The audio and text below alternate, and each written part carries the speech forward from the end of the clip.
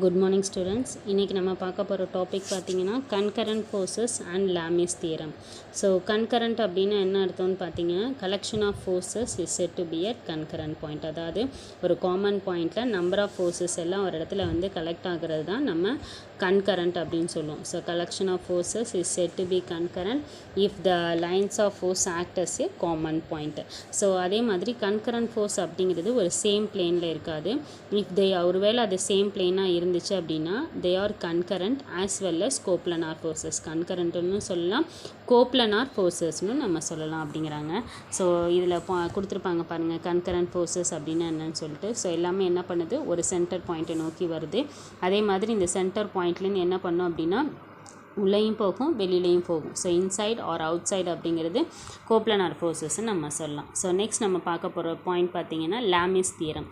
So Lami's theorem அப்படிங்கிறது என்னென்னா 3 concurrent ஃபோர்ஸஸை and அதே மாதிரி 3 கோப்லனார் ஃபோர்ஸஸும் ஈக்குவலிபிரியமாக இருக்கும். ஸோ இப்போ லாமிஸ் தியரம் எப்படி நம்ம டிஃபைன் பண்ணியிருக்கோம் அப்படின்னா magnitude of each force of the system is proportional to the sine of the angle between the other 2 forces. அதாவது நம்ம அப்ளை பண்ணுற ஃபோர்ஸ் வந்துட்டு மீதி இருக்கிற அந்த 2 ஃபோர்ஸுக்கு ப்ரப்போர்ஷனல் டு தி சைன் ஆங்கிளாக இருக்கும். சைன் ஆங்கிளில் ரெண்டுமே ஒரு ஆக்சிஸ்க்கு வந்துட்டு ஈக்குவலாக இருக்கும் அப்படிங்கிறோம். ஸோ இப்போ பாருங்கள் எக்ஸாம்பிள் கொடுத்துருப்பாங்க. 3 கோப்லனார் அண்ட் கன்கரண்ட் ஃபோர்ஸஸ் எடுத்துக்கிறோம், F1 F2 and F3. So எல்லாமே என்ன பண்ணுது அப்படின்னா ஒரு காமன் பாயிண்டில் வந்து மீட் ஆகுது. ஸோ அப்போ அதோட காமன் பாயிண்ட் என்னது, ஓன்னு எடுத்துக்கிறோம். இது alpha beta gamma. So F1 F2 F3 centre பாயிண்ட்டில் வந்து மீட் ஆகுது. ஸோ இந்த சென்டர் பாயிண்ட்டில் வந்து மீட் ஆகுறதுன்னு நம்ம கோப்லனாக சொல்கிறோம், இல்லை இந்த சென்டர் பாயிண்ட்லேருந்து வெளியில் போகிறத நம்ம கன்கரண்ட்டுன்னு சொல்லலாம். ஸோ இந்த ஆக்சிஸ் அப்படிங்கிறது பார்த்தீங்க அப்படின்னா F1 F2க்கு பர்பண்டிகுலராக இருக்கும். அதே F2 பார்த்தீங்க அப்படின்னா F1 F3க்கு பர்பண்டிகுலராக இருக்கும். F1 பார்த்தீங்க அப்படின்னா F2 F3க்கு பர்பண்டிகுலராக இருக்கும். ஸோ அப்போ இந்த ஆங்கிளை வந்துட்டு நம்ம சைன் ஆங்கிளாக கன்சிடர் பண்ணி sine alpha, sine beta, sine காமான்னு சொல்ல போகிறோம். ஸோ இங்கே பாருங்கள் modulus of F1 proportional to sine alpha, அதே மாதிரி modulus of F2 proportional to sine beta, modulus of F3 proportional to sine gamma. So இதை நம்ம எப்படி எழுதலாம், ப்ரப்போர்ஷனல்லாம் இன்வர்ஸ் எழுதிக்கலாமா. ஸோ அப்போது modulus of F1 by sine alpha equal to modulus of F2 by sine beta equal to modulus of F3 vector by sine gamma. So இந்த Lami's theorem use பண்ணி நம்ம என்ன பண்ணுறோம் அப்படின்னாக்கா ஸ்டாட்டிக் ஈக்குவலிபிரியமில் ஒரு ஆப்ஜெக்ட்டுக்கு நம்ம ஃபோர்ஸ் அப்ளை பண்ணலாம் அப்படிங்கிறது தான் இதோட கான்செப்ட். ஓகே, ஸோ இதோட அப்ளிகேஷன் அப்படின்னு சொல்லிட்டு ஒரு எக்ஸாம்பிள் கொடுத்துருப்பாங்க. ஸோ அதை அப்புறம் பார்க்கலாம். அடுத்து நம்ம பார்க்க போகிறது பார்த்திங்க அப்படின்னா law of conservation of total linear momentum. அதாவது டோட்டல் லீனியர் மொமெண்டத்தோட கன்சர்வேஷன். லீனியர் அப்படின்னாலுமே என்ன அர்த்தம், ஒரு ஸ்ட்ரைட் லைன், அதில் இருக்க வந்துட்டு நம்ம ஈக்குவலாக சொல்லி ப்ரூவ் பண்ண போகிறோம். ஸோ ஃபஸ்ட்டு என்ன சொல்கிறோம், கன்சர்வேஷன் அப்படிங்கிறது ஒரு இம்பார்ட்டன்ட் ரோலு. ஏன்னா எல்லா நேச்சரை பொறுத்த வரைக்கும் எல்லா விஷயத்துலையுமே ஒரு கன்சர்வேட்டிவ் இருக்கணும். ஸோ அதே மாதிரி டைனமிக்ஸ் ஆஃப் மோஷனும் வந்துட்டு ஒரு கன்சர்வேட்டிவ் லாவாக தான் நம்ம எடுத்துக்க போகிறோம். இதில் 3 கன்சர்வேட்டிவ் லா நம்ம பார்க்குறோம். First one conservation of total energy, linear momentum and angular momentum. So இதில் நியூட்டன் செகண்ட் அண்ட் தேர்ட் லாவை பொறுத்த வரைக்கும் டோட்டல் லீனியர் மொமெண்ட்டை தான் இது கன்சர்வ் பண்ணுது. ஸோ எப்படின்றத பாருங்கள், 2 பார்ட்டிக்கல் எடுத்துக்கிறோம், ஒன்னோட ஒன்று இன்ட்ராக்டில் இருக்குது. அது எப்படி இருக்கும் அப்படின்னா ஈக்குவல் அண்ட் ஆப்போசிட் ஃபோர்ஸஸாக இருக்கும். இப்போ பார்ட்டிக்கல் 1 வந்துட்டு நம்ம அப்ளை பண்ணுறோம், ஃபோர்ஸ் அப்ளை பண்ணுறோம் அப்படின்னா அதை F(21) ஆன் பார்ட்டிக்கல் 2ன்னு எழுதுவோம். அதே பார்ட்டிக்கல் 2ல் நம்ம எக்ஸர்ட் பண்ணோம் அப்படின்னா equal and opposite force of F(12). So இப்போ நியூட்டன்ஸ் தேர்ட் லா படி எப்படி எழுதுகிறோம், F(21) is equal to minus of F(12). So equal and ஆப்போசிட்னு சொல்லியிருக்கோம்.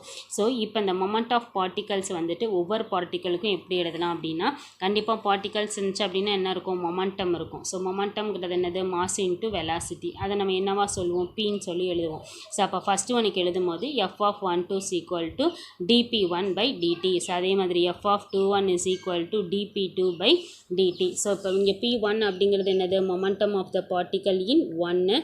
ஸோ எதை பொறுத்து சேஞ்ச் ஆகும்னு பார்த்தீங்கன்னா F(12)ல் இருக்க பார்ட்டிக்கலை பொறுத்து சேஞ்ச் ஆகும். அதே மாதிரி P2 அப்படிங்கிறது மொமெண்ட் ஆஃப் பார்ட்டிக்கல் 2. இது எதை பொறுத்து சேஞ்ச் ஆகும் அப்படின்னா பார்ட்டிக்கல் 1ல் நம்ம கொடுக்குற ஃபோர்ஸை பொறுத்து சேஞ்ச் ஆகும். ஸோ இப்போ ஈக்குவேஷன் என்னது ஈக்குவல் பண்ணுங்கள். அப்போ dP1 by dt is equal to minus dP2 by dt. So மைனஸுங்கிறது இங்கிட்ட வரும்போது என்ன ஆகிடும், ப்ளஸ் ஆகிடும். ஸோ அப்போ dP1 by dt plus dP2 by dt is equal to 0. அப்போ d by dt p1 vector plus p2 vector is equal to 0. So p1 p2 அப்படிங்கிறது ஒரு கான்ஸ்டன்ட் வெக்டார். இதில் இருக்க இந்த ரெண்டு பார்ட்டிகளும் பார்த்தீங்க அப்படின்னா அதோட டோட்டல் லீனியர் மொமெண்டமுக்கு கன்சர்வ்டாக இருக்கும். ஸோ அப்போ conservation of linear momentum can be stated as follows. அப்போ என்ன சொல்லியிருக்காங்க, நம்ம எந்த ஒரு எக்ஸ்டர்னல் ஃபோர்ஸும் ஒரு சிஸ்டமில் கொடுக்கல அப்படின்னா அதில் இருக்க டோட்டல் லீனியர் மொமெண்டம் வந்துட்டு கான்ஸ்டண்ட்டாக இருக்கும். ஒருவேளை அந்த டோட்டல் லீனியர் மொமெண்டமுக்கு வந்துட்டு கன்சர்வ்டு இன் டைமாக இருந்துச்சு அப்படின்னா கன்சர்வ் மீன்ஸ் அப்போ என்ன சொல்லியிருக்கான், p1 and p vector can vary with the p1 plus p2 is a constant vector. So ரெண்டுத்தையும் சேஞ்ச் ஆகிற பொறுத்து தான் அது சேஞ்ச் ஆகும் அப்படிங்கிறாங்க. ஸோ இதில் நம்ம அப்ளை பண்ணுற இன்டர்னல் ஃபோர்ஸஸை f(21) f(12)ன்னு எடுத்துக்கிறோம். Because only between the two particles, ரெண்டு பார்ட்டிகல் மட்டும் இருக்கிறதுனால நம்ம அப்படி எடுத்துக்கிறோம். ஸோ அதில் எக்ஸ்டர்னல் ஃபோர்ஸ் வந்துட்டு அவுட் சைடில் நம்ம அப்ளை பண்ணல அப்படின்னா அந்த சிஸ்டம் வந்துட்டு டோட்டலாக என்னவாக தான் இருக்கும், கான்ஸ்டண்ட்டாக தான் இருக்கும். ஓகேப்பா, இதான் லீனியர் மொமெண்டம். ஸோ அடுத்து நம்ம பார்க்க போகிறது என்னென்னு பார்த்தீங்கன்னா இம்பல்ஸ் அப்படின்னா என்ன அர்த்தம்னா, கம்மியான டியூரேஷனுக்கு ஒரு ஆப்ஜெக்ட்டுக்கு அதிகமான ஃபோர்ஸை நீங்கள் அப்ளை பண்ணீங்க அப்படின்னா அதை தான் நம்ம இம்பல்ஸ் அப்படின்னு சொல்லுவோம். ஸோ கொடுத்துருக்காங்க பாருங்கள் definition. If a very large force act on an object for a very short duration then the force is said to be the impulsive force or impulse. அப்போது ஷார்ட் டியூரேஷனில் ஒரு ஆப்ஜெக்ட்டுக்கு அதிகமான ஃபோர்ஸ் அப்ளை பண்ணுறது தான் இம்பல்ஸ்ன்னு சொல்லுவோம். இந்த ஃபோர்ஸை வந்துட்டு நம்ம அப்ளை பண்ணுற இன்டர்வல் ஆஃப் டைம் என்னவாக எடுத்துக்கிறோம், டெல்டின்னு எடுத்துக்கிறோம். அதோட மேக்னிடியூட் செகண்டில் எப்படி எழுதலாம், f of dt is equal to dp. So அப்போ இதை இன்டகிரேட் பண்ணிங்க அப்படின்னா எதுலேருந்து எது வரைக்கும், இனிஷியல் டு ஃபைனல். அப்போ இன்டகிரல் dp எங்கிட்ட வச்சுக்கோ, f of dt இங்கே கொண்டு வந்துருங்க. Initial to final if is equal to integral ti tf f of dt. ஏன்னா டைமை பொறுத்து தானே வேரி ஆகுது. ஓகே, ஸோ இப்போ இதை இன்டகிரேட் பண்ணிங்கன்னா pf மைனஸ் pi, அதாவது upper limit minus lower limit. அதே மாதிரி இங்கே f of dt, iங்கிறது என்னது, இனிஷியல் மொமெண்டம், அதே மாதிரி pங்கிறது ஃபைனல் மொமெண்டம். ஓகே, நெக்ஸ்ட்டு பாருங்கள். ஸோ அடுத்து என்ன சொல்லியிருக்காங்க, pf minus pi is equal to del p. So difference கண்டுபிடிக்கிறோம் அப்படின்னா அதை நம்ம எப்படி டினோட் பண்ணிக்கணும், டெல்லில்.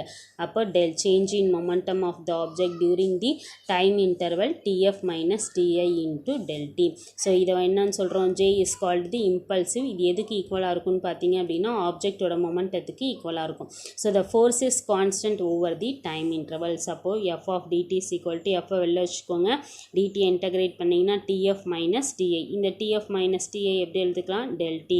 அப்போ f of del t is equal to del p. So இந்த ஈக்குவேஷன் நம்ம என்ன சொல்கிறோம், impulse momentum equation. Okay, so next பாருங்கள். அதே கான்ஸ்டன்ட் ஃபோர்ஸை நம்ம இம்பல்சிவ்க்கு அப்ளை பண்ணும்போது j is equal to f of del t. இதை எதுக்கு ஈக்குவலாக சொல்கிறோம், மொமெண்டமோட சேஞ்சுக்கு ஈக்குவலாக சொல்கிறோம். அப்போ over the time interval also. So அப்போ இம்பல்சிவ் அப்படிங்கிறது வெக்டார் குவான்டிட்டின்னு சொல்லிட்டோம், அதோட யூனிட் நியூட்டன் பர் செகண்டு. அடுத்து என்ன பண்ணியிருக்கோம், ஆவரேஜ் ஃபோர்ஸை கால்குலேட் பண்ணியிருக்காங்க. அப்போ f of average is equal to del p by del t. டெல்லுங்கிறது என்னது, டிஃபரன்ஸ் இன் மொமெண்டம், இது டிஃபரன்ஸ் இன் டைம். ஸோ அப்போ அந்த ஆவரேஜ் ஃபோர்ஸ் ஆக்ட் ஆகிறது பார்த்தீங்க அப்படின்னா greater then del t is smaller. So நம்ம அப்ளை பண்ணுற ஃபோர்ஸும் அதில் கிடைக்கிற டைம் இன்டர்வலும் கம்மியாக இருக்கும் அப்படிங்கிறோம். ஸோ அப்போ இந்த மொமெண்டம், பாடியோட மொமெண்டமில் சேஞ்சஸ் நடந்துச்சு அப்படின்னா average force becomes larger. So அப்போ டெல் பிங்கிறது சேஞ்ச் இன் மொமெண்டம், அது எதுக்கு ஈக்குவலாக இருக்கும்னா இம்பல்ஸ்க்கு ஈக்குவலாக இருக்கும். ஸோ அப்போ j is equal to f of average into del t. So இங்கே கொடுத்துருக்காங்க பாருங்கள், டயக்ராமில் போட்டு காட்டியிருப்பாங்க. டிஇ இது ஃபோர்ஸு. ஸோ இந்த பர்டிகுலர் கிராஃபுக்குள்ளே இருக்கிறது தான் கான்ஸ்டன்ட் ஃபோர்ஸ்னு சொல்கிறோம். அதே மாதிரி வேரியபிள் ஃபோர்ஸில் பாருங்கள், area under graph impulse is equal to integral f of del t. So அப்போ இது எஃப் ஆவரேஜ், இது f peak value. Okay, so அதோட எக்ஸாம்பிள் இலிஸ்ட்ரேஷன் சொல்லிட்டு ஒரு 3 எக்ஸாம்பிள் கொடுத்துருப்பாங்க. ஸோ ஃபஸ்ட்டு என்ன கொடுத்துருக்காங்கன்னா, when a cricket player catches the ball, ஒரு கிரிக்கெட் பிளேயர் பாலை கேட்ச் பண்ணும்போது அதோட பாலோட மோஷன் வந்துட்டு அவங்க கையை ஹிட் பண்ணும்போது என்ன நடக்கும் அப்படிங்கிறத கொடுத்துருக்காங்க. ஸோ அந்த மேன் வந்துட்டு அந்த ஹேண்டை வச்சுட்டு பாலை கேட்ச் பண்ணும்போது குயிக்காக அந்த பால் வந்துச்சு அப்படின்னா momentum of the ball is rest very quickly. உடனே அந்த பாலோட மொமெண்டம் வந்துட்டு என்ன ஆகும், ரெஸ்ட்டுக்கு வந்துடும். அப்போ average force on the body will be large. So இந்த லார்ஜ் ஆவரேஜ் ஃபோர்ஸ் வந்துட்டு அந்த மேனோட ஹேண்டை வந்துட்டு என்ன பண்ணும் அப்படின்னா ஹர்ட் பண்ணால் என்ன பண்ணும், வலிக்க ஆரம்பிக்கும்னு அர்த்தம். ஸோ இந்த ஹர்ட்டை நம்ம அவாய்ட் பண்ணோம் அப்படின்னா the player brings the ball to rest slowly. So நல்ல கீழே இறங்கி வரும்போது அந்த பாலை கேட்ச் பண்ணோம் அப்படின்னாக்கா அந்த அளவுக்கு அது ஹர்ட் ஆகாது அப்படிங்கிறாங்க. ஸோ நெக்ஸ்ட் பாயிண்ட் பார்த்தீங்க அப்படின்னா, ஒரு கார் வந்துட்டு ஆக்சிடென்ட் ஆகுது, அதோட மொமெண்டம் வந்துட்டு டிராஸ்டிக்காக என்ன பண்ணுது அப்படின்னா சடனாக ஷார்ட் டைமில் ரெடியூஸ் ஆகுது. ஸோ அப்படி ரெடியூஸ் ஆகும்போது அந்த உள்ளுக்குள்ளே காருக்குள்ளே இருக்கிற பேசஞ்சர் வந்துட்டு லார்ஜ் ஃபோர்ஸ்னால டேஞ்சரஸ் நடக்க வாய்ப்புகள் இருக்குது. ஸோ இந்த ஃபேட்டல் ஷாக்குக்கு நம்ம என்ன ப்ரிவென்ஷன் கொடுக்குறோம் அப்படின்னாக்கா, பேசஞ்சர் வந்துட்டு reduce slow will be average force. So கம்மியான ஃபோர்ஸில் அது என்ன பண்ணோம் அப்படின்னா அதோட வேகத்தை வந்துட்டு ஸ்லோ பண்ணிக்கிட்டோம் அப்படின்னாக்கா நம்ம அது மூலயமா அதை குறைச்சிக்கலாம் அப்படிங்கிறாங்க. ஸோ அடுத்த பாயிண்ட் பார்த்தீங்க அப்படின்னா ஷாக் அப்சர்வர். இப்போ 2 வீலரில் போகும்போது நம்ம ஏர் பேக்ஸ் வந்துட்டு நம்ம இதிலலாம் அதையும் யூஸ் பண்ணுறது. ஏதாவது ஒரு ரோட்லேருந்து நம்ம ஜம்ப் பண்ணுறோன்னு வச்சுக்கோங்களேன், ஏதாவது ஒரு ஸ்பீட் பிரேக்கர்லேயே இதுலேருந்து மேலேருந்து நம்ம கீழே இறங்குறோம் அப்படின்னாக்கா அந்த வெஹிக்கிள் வந்துட்டு சடனாக அதோட ஃபோர்ஸ் வந்துட்டு என்ன பண்ணிக்கணும், ட்ரான்ஸ்ஃபர் பண்ணிக்கணும். ஸோ அப்போ அது லாங் டைம் ரைடர், அதாவது ரொம்ப ஃபாஸ்ட் ட்ராவல் பண்ணுறவங்க இல்லை லாங் டைம் ரைடராக இருந்தாங்க அப்படின்னாக்கா it hurts the person. So அப்போ vehicles without shock absorber will harm the body due to this resistance. So இதனால தான் நம்ம பாடி வந்துட்டு என்ன பண்ணிக்குது அப்படின்னா நம்மளை அறியாமல் ஒரு சடன் ஷாக் வந்துட்டு எடுத்துக்குது அப்படிங்கிறோம். ஸோ இது எல்லாமே எதனால் நடக்குது அப்படிங்கிறாங்கன்னா லார்ஜ் ஃபோர்ஸை கம்மியான டைமில் நம்ம உடனே கொடுக்குறனால தான் இதெல்லாம் நடக்குது அப்படிங்கிறோம்.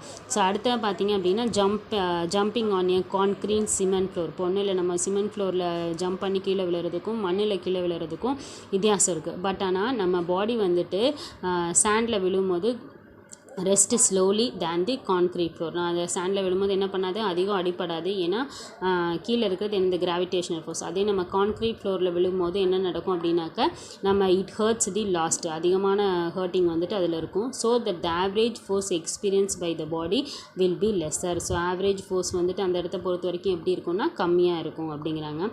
ஸோ இதெல்லாம் தான் இம்பல்ஸ்க்கு எக்ஸாம்பிள். ஒரு எக் எக்ஸாம்பிள் ஒன்று கொடுத்துருப்பாங்க பாருங்கள். If an egg is thrown can you catch the egg safe without breaking it how. So எப்படி நம்ம எக்கை வந்துட்டு உடையாமல் கேட்ச் பண்ணுறது அப்படிங்கிறத பற்றி சொல்லியிருப்பாங்க. ஸோ ஆன்சர் தெரிஞ்சிச்சு அப்படின்னா எனக்கு ரிப்ளை பண்ணுங்கள். இன்னைக்கு கிளாஸ் அவ்வளோதான்ப்பா. எதுவும் டவுட் இருந்துச்சுன்னா கேளுங்க. தேங்க்யூ.